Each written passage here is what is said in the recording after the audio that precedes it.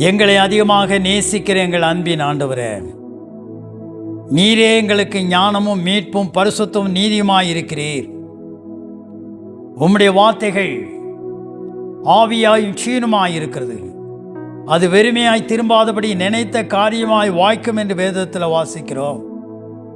நீர் எங்களோடு கூட நீர் பேசுவீராக. எங்களுக்கு ஒருமன பாட்டை நீர் கட்டளையிடும்படி ஆட்சேபிக்கிறோம். இயேசு கிறிஸ்து மூலம் செபிக்கிறோம் நல்ல பிதாவே, ஆமென். பள்ளிக்கூடத்தில் நம்ம படிக்கிறோம். என்னென்ன சப்ஜெக்ட் பாடங்கள் இருக்குது?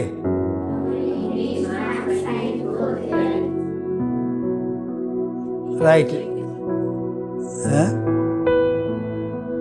வெரி குட் வெரி குட், நல்லா படிக்கிறீங்க. இதெல்லாம் அன்றாட வாழ்க்கையில் எத்தனை பாடத்திலேருந்து நீங்கள் பயன்படுத்துகிறீங்க? இல்லை, ஹாஸ்டலில் இருக்கும்போது, பேசும்போது, அல்லது சாப்பிடும்போது, என்னது சாப்பிட்றீங்க? என்ன சப்ஜெக்ட் பயன்படுத்துகிறீங்க? பேசும்போதா? Very good. இல்லை, அது ரைட்டு. பேசும்போது அதான் பிறக்கும்போதே பேசுறது. நம்ம அம்மா அப்பா தமிழில் தானே பேசுகிறாங்க, ஆங்கிலத்தை கற்றுக்கொண்டோம். நல்லது.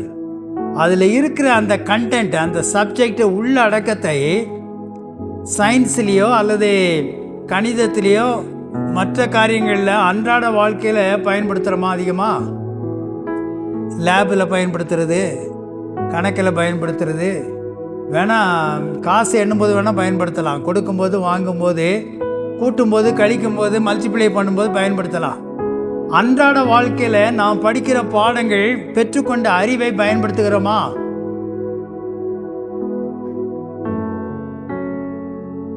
அது நிறைய இருக்குது. நம்முடைய அறிவை வளர்த்து கொள்கிறோம். நான் படிக்கிற சயின்ஸாக, மேத்ஸாக அல்லது எதுவாக இருந்தாலும் நாம் படிக்கிற கல்வியை நம்முடைய அறிவை பெருக்கிக் கொள்ள, நம்முடைய தொழிலுக்கு, வேலைக்கு, எதிர்காலத்திற்கு, நிகழ்காலத்திற்கு பயன்படுகிறது என்பது உண்மைதான். ஆனால் நம்முடைய அன்றாட வாழ்க்கையில், சாதாரண வாழ்க்கையில் எது தேவை? நம்ம சரியாக ஏதாவது செய்யலைன்னா உனக்கு அறிவு இருக்குன்னு கேட்டால் என்ன உண்டாகும்? அறிவு இருக்கா அப்படின்னு கேட்டால் என்ன ஆகும்? கோபம் வந்துடும். கொஞ்சம் சென்ஸாகி என்ன செய்யலாம், இருக்கலாமே. ஆனால் வேதம் என்ன சொல்லுகிறது? எடுங்கள், நீதிமொழியின் புஸ்தகம் 4ஆம் அதிகாரம். இன்றைய செய்தியுடைய தலைப்பு ஞானத்தை சம்பாதி. ஞானத்தை நாம் பெற்றுக்கொள்ள வேண்டும். ஞானத்தை சம்பாதி, புத்தியை சம்பாதி. ஆகவே ஞானம் நம்முடைய வாழ்க்கையில் அவசியமாக இருக்கிறது. அன்றாட வாழ்க்கையில் எப்படி பேச வேண்டும் என்கிற ஞானம், எப்படி நம்முடைய உறவுகளிடத்தில் நாம் நடந்து கொள்ள வேண்டும், ஆசிரியரிடத்தில் எவ்விதமாக அணுக வேண்டும், வேலை ஸ்தலங்களில் எவ்விதமாக ஞானமாக செயல்பட வேண்டும், வேலை செய்கிற இடத்துல எவ்வளவு ஞானமாக காரியங்களை நடப்பிக்க வேண்டும் என்கிற காரியங்கள். அறிவு மாத்திரம் போதாது, ஞானம் வேண்டும். ஞானத்துக்கு பெயர் பெற்றதான ராஜாவாகிய சாலமோன் தான் பெற்றெடுத்த பிள்ளைகளுக்கு, மகன்களுக்கு இந்த புத்தியை சொல்கிறார். நாகமான் என்கிறதான குஷ்டரோகி வீட்டில் பெரிய படை தலைவன் சிறையிலிருந்து பிடிக்கப்பட்டு வந்தது, சிறை கைதியாக பிடிக்கப்பட்டு வந்ததான அந்த சிறு பெண் அவன் வீட்டிலே இருக்கிறாள். அதிகமான கல்வி கற்றிருப்பதற்கு வாய்ப்பு இல்லை. அடிமையாக ஒரு வீட்டிலே வேலை பணிகிறார். ஒருவேளை இறை கல்வி அந்த பிள்ளைக்கு கிடைத்திருக்கலாம். நமக்கு கிடைத்திருக்கிற இந்த கல்வி, பொதுவான கல்வி அந்த பிள்ளைக்கு கிடைப்பதற்கு வாய்ப்பில்லை. அந்த நாகமான் குஷ்டரோகியாய் இருக்கும்போது தன்னுடைய ஞானத்தை பயன்படுத்துகிறாள். கல்வி இல்லை, அதிக கல்வி கற்கவில்லை. சிறு வயதில் ஒரு வீட்டில் வேலைக்கார பொண்ணாக வந்திருக்கிறாள். ஞானம் என்ன சொல்லுகிறார்? என்னுடைய தேசத்தில், அந்த சமாரியா தேசத்தில் நம்முடைய எஜமான் நாகமான் போவாரே, ஆனால் அங்கே ஒரு தேவனுடைய மனுஷன் தீர்க்கசி இருக்கிறாள். இவருக்கு இருக்கிற குஷ்டரோகத்தை அவர் குணப்படுத்துவார். அப்போ தேவை உள்ள இடத்துல, ஒரு பிரச்சனை இருக்கிற இடத்துல, ஒரு வியாதி இருக்கிற இடத்துல தான் நேசிக்கிற எஜமானுடைய நலனுக்காக உதவி செய்ய வேண்டும் என்கிற அந்த ஞானம். அடிமை பெண், அடிமையாக கொண்டு வரப்பட்டிருக்கிறவள், வீட்டிலே பணியாற்றுகிற சிறு பணிப்பெண், அநேக கசப்புகள் இருக்கலாம், கோபங்கள் இருக்கலாம். அதற்கு மாறாக தெய்வீக அன்பு அந்த பிள்ளையுடைய உள்ளத்தில் இருந்தபடியினால உதவி செய்ய வேண்டும் என்கிற அந்த மனப்பான்மையோடு கூட தனக்கு இறைவன் கொடுத்திருக்கிற ஞானத்தை பயன்படுத்தி சமாரியா தேசத்தில் இருக்கிற தேவனுடைய மனுஷனிடத்தில் சென்றார், தீர்க்கதரிசியிடத்தில் சென்றார். அவர் இவருடைய குஷ்டரோகத்தை சொஸ்தப்படுத்துவார். யோசித்து பாருங்கள். தனக்கு கிடைத்ததான அந்த ஞானத்தை, தெய்வீக ஞானத்தை தேவை உள்ள இடத்துல பயன்படுத்தினபடியினால அவர் அங்கே செல்லுகிறார், சுகம் பெறுகிறார், திரும்ப வருகிறார். கற்பனை பண்ணி பார்ப்போம், அந்த பிள்ளைக்கு எவ்வளவு வெகுமதிகளை அந்த படைத்தளபதி செய்திருப்பான். தீர்க்கதரிசி கொண்டு போன வெகுமதியே வெள்ளி, பொண்ணு, மாற்று வஸ்திரங்கள் எல்லாம் அந்த அந்த சவாரி மேலே எடுத்து சென்றான். தன்னுடைய ரதத்தில் எடுத்து சென்றான். திரும்ப வந்து தனக்கு வழிகாட்டின உதவி செய்ததான அந்த பெண்ணை பாராட்டிக்கிறதுக்கு மாத்திரமல்ல, அவருடைய எஞ்சிருக்கிற வாழ்க்கை முழுவதுமாக அவள் வாழ்வதற்கும் சீரு சிறப்பாய் இருப்பதற்கு அந்த பெண்ணுக்கு எல்லா விதமான உதவிகளையும் உபகாரங்களையும் பொன்னையும் பொருளையும் நிச்சயமாகவே கொடுத்திருப்பான். காரணம் என்ன? அந்த சிறு பெண் தன்னுடைய ஞானத்தை பயன்படுத்தினாள். நாம் என்ன பயன்படுத்துகிறோம்? நாம் கற்றதான கல்விகளை அதிகமாக அன்றாட நடைமுறை வாழ்க்கையில, வீடுகளிலோ நாம் வாழ்கிற இடத்திலேயோ பயன்படுத்துகிறதில்லை. ஆனால் ஞானம் அவசியம். இங்கே சாலமோன் சொல்லுகிறார், நீ ஞானத்தையும் புத்திமதியும் சம்பாதி. எஸ்தர் என்கிறதான ராணி சாதாரண குடும்பத்தில், ஏழ்மையான குடும்பத்தில் பிறந்து வளர்ந்ததான எஸ்தர், மொர்தெகாய் தன்னுடைய உறவினுடைய பேச்சை கேட்டு அவளுக்கு கிடைக்கக்கூடாத அரிதான பெரிதான ஒரு பட்டத்து ராணியா அவளுக்கு கிடைத்த போது அவள் சொகுசாக வாழ வேண்டும் என்கிற எண்ணம் மாத்திரமல்ல, தன்னுடைய இனத்திற்கு, ஜாதிக்கு ஒரு ஆபத்து வந்தபோது ராஜா சமூகத்தில் போய் அங்கே விண்ணப்பம் செய்கிறதை பார்க்கிறோம். அதனால தன்னுடைய ஜனங்கள் மரிப்பதிலிருந்து பாதுகாத்து கொண்டாள். ஞானம் நம்முடைய அன்றாட வாழ்க்கையில, நாம் இருக்கிற இடத்துல கல்விக்கு மாத்திரம் நமக்கு ஞாபக சக்தி தேவை என்பது அவசியம்தான். நாம் வாழுகிற இடத்துல, வேலை செய்கிற இடத்துல, படிக்கிற இடத்துல, ஹாஸ்டல்ல அல்லது குடும்பத்தில் எவ்விதமாக பேச வேண்டும் என்கிற அறிவு மாத்திரமல்ல, ஞானம் வேண்டும். நான் உள்ளத்தில் எதையும் வைக்க மாட்டேன், நினைக்கதெல்லாம் பேசிடுவேன்னு சொன்னால் பெரிய பிரச்சனை ஏற்படும். நம்முடைய இதயத்தில் எது இருக்குதோ அதுதான் வெளியே வரும். அதான் இயேசு கிறிஸ்து நமக்காக தேவனால் என்ன ஆகிறார்? ஞானமும் நீதியும் பரிசுத்தமும் மீட்புமானார். அவரே நமக்கு ஞானம். அப்ப இயேசுவை நம்முடைய வாழ்க்கையில நாம் ஏற்றுக்கொள்ளும் போது, நம்முடைய வாழ்க்கையில வரும்போது, வசனங்களை மனப்பாடம் செய்வது மாத்திரமல்ல, ஞானமாய் அவர் இருக்கிறார். இன்றும் நான் ஞானத்தை கற்றுக்கொள்கிறேன்.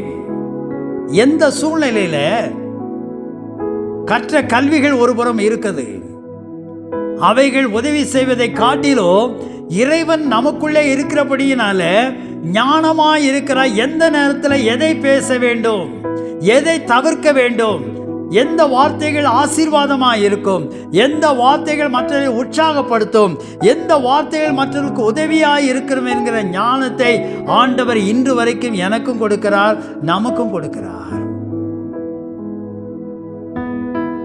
நாம் யார் என்பதை தீர்மானிப்பது என்னவென்றால், நம்முடைய நடவடிக்கை மாத்திரமல்ல, நம்முடைய பேச்சுகளும். கிருபை பொறிந்த வார்த்தைகளை ஞானம் விளங்க நம்முடைய வாசனம் என்ன செய்ய வேண்டும்? அங்கே 31ஆம் அதிகார நீதிமொழியில பார்க்கிறோம், அவள் தன்னுடைய வாயை எதை செய்கிறாள்? ஞானம் விளங்க திறக்கிறாள். நம்முடைய வாயில என்ன வார்த்தை வருகிறது? பிறரை உற்சாகப்படுத்துகிற வார்த்தைகள் அல்லது ஆசீர்வதிக்கிற வார்த்தைகள் வருகிறதா, அல்லது ஞானமற்ற வார்த்தைகள்?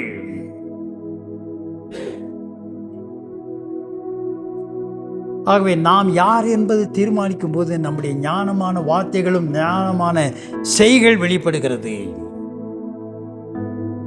யோசேப்பு என்கிறதான வாலிபன் அங்கே எகிப்து தேசத்தில்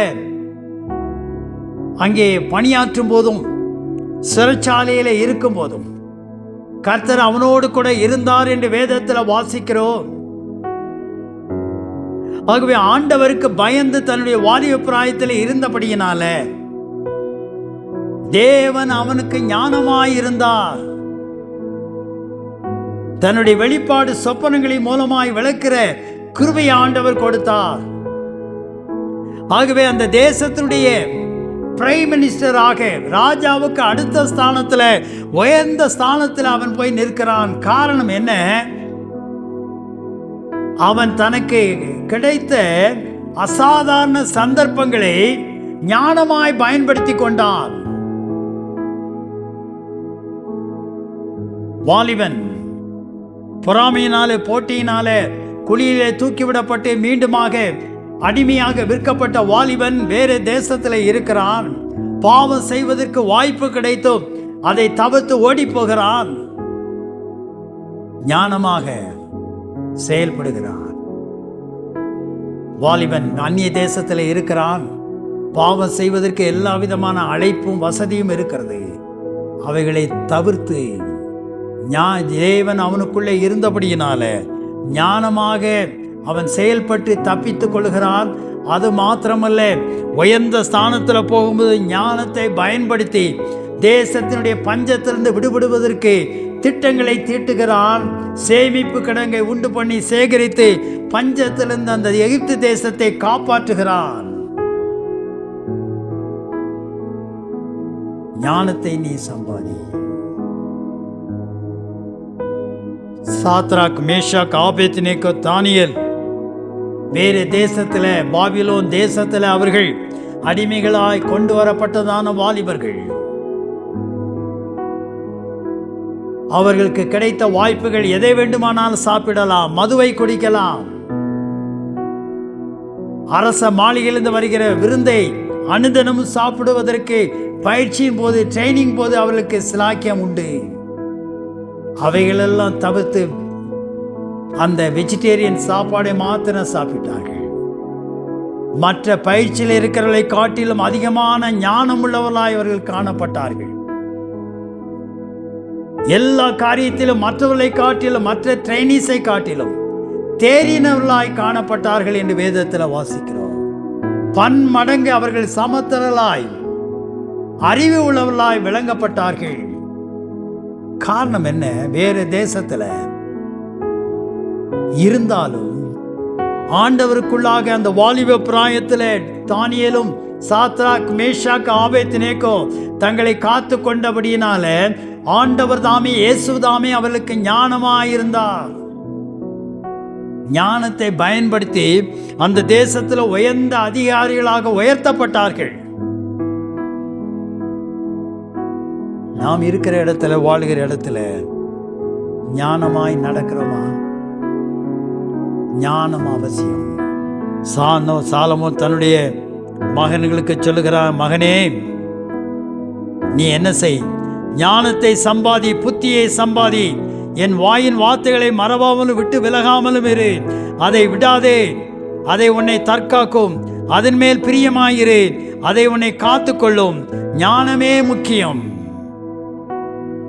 ஞானத்தை சம்பாதி. எண்ணத்தை சம்பாதித்தாலும் புத்தியை சம்பாதித்துக்கொள்.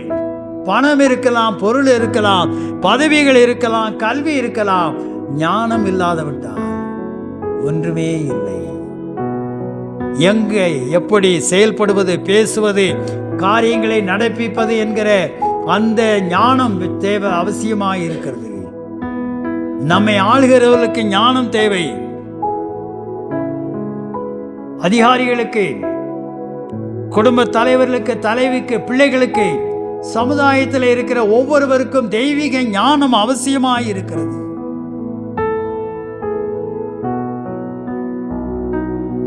இந்த ஞானத்துக்கு பெயர் பெற்றதான சாலமோன் என்னுடைய ஞானத்தை கேட்க பல்வேறு திசைகளிலே ஷேபாவுடைய அந்த ராஜகுமாரி கூட வந்து என்ன செய்து இவனுடைய ஞானத்தை கேள்விப்பட்டு அநேக காரியங்களை அவனிடத்தில் வினவினாள். 13 வயசுல ராஜாவாக அங்கே ராஜ பட்டத்துக்கு வருகிறார் சாலமோன். இறைக்கல்வி கிடைத்திருக்கலாம், ஆனால் ஆண்டவர் அவனிடத்தில் நேரடியாக தோன்றி என்ன வேண்டும் என்று கேட்டபோது, ஆண்டவரே, நீர் எனக்கு ஆள தந்த ஜனங்களை, தேசத்தை ஆளும்படியான ஞானத்தை தாரும் என்று கேட்டான். அப்படி எத்தனை பேர் கேட்கிறார்கள்? நம்மை ஆளுகிறவர்கள் இந்த பணி செய்ய, இந்த மேலான பணி செய்ய, மக்களை ஆள எனக்கு ஞானத்தை தார். ஆண்டவரே, நீர் கொடுத்திருக்கிற குடும்பத்தை நடத்த, பிள்ளைகளை நடத்த, வேலையை செய்ய, கல்வி கற்க எனக்கு ஞானத்தை தாரும் என்று எத்தனை பேர் நம்மிலே கேட்கிறோம்? எனக்கு தேவை ஆண்டவருடைய ஞானம். ஆனால் என்ன வருத்தத்துக்குரிய காரியம் என்னவென்றால், மெய்யாகவே உலகத்தில் மற்ற ராஜாக்களை காட்டிலும் ஞானத்தை பெற்ற ராஜா சாலமோன் என்பதில் சந்தேகமில்லை. அவன் கேளாத ஐஸ்வர்யத்தையும் சம்பத்தையும் ஆண்டவர் அவனுக்கு அருளினார். கடைசியில் என்ன பரிதாபமான காரியம் என்னவென்றால், அவன் கிடைத்த ஞானத்தை அவன் சரியாக ஆரம்ப காலத்தில் பயன்படுத்தினான்.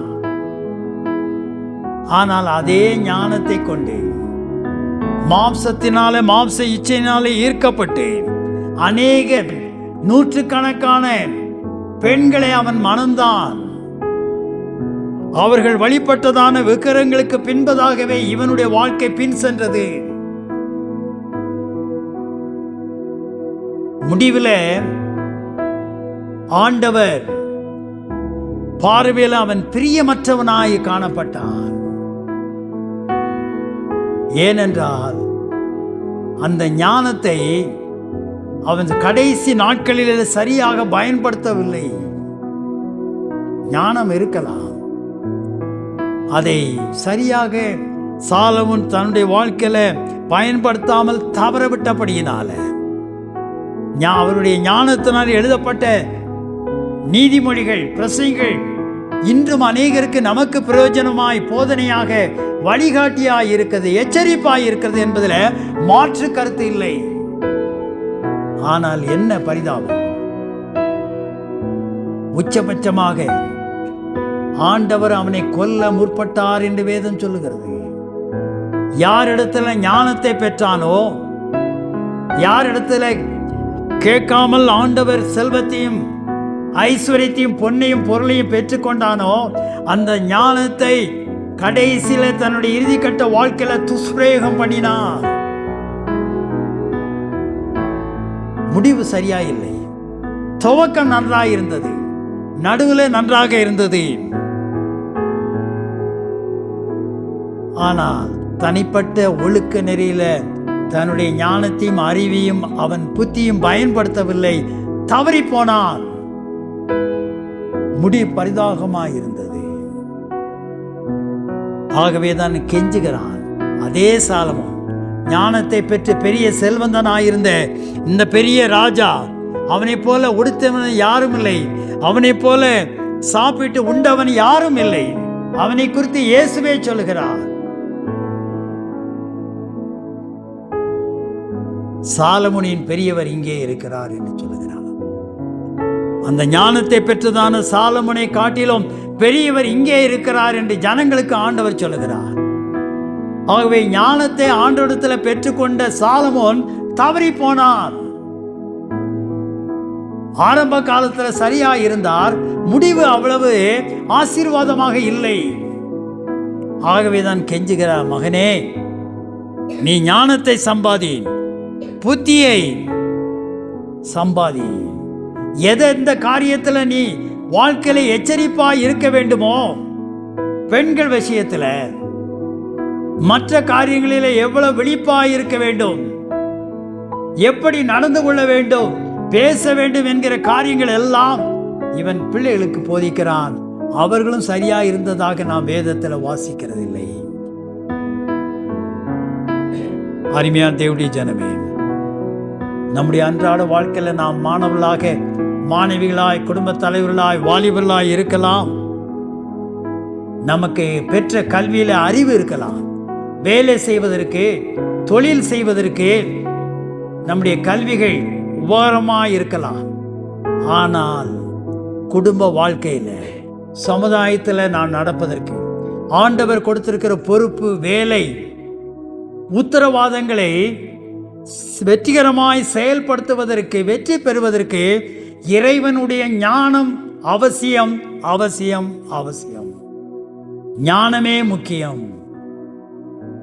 ஆகவேதான் அங்கே கொரிந்தியரில் பவுல் சொல்லும்போது, அவரே தேவனால் நமக்கு ஞானமும் நீதியும் பரிசுத்தமும் ஆனார், மீட்பும் ஆனார். இயேசுவை ஒரு மனிதன் ஏற்றுக்கொள்ளும் போது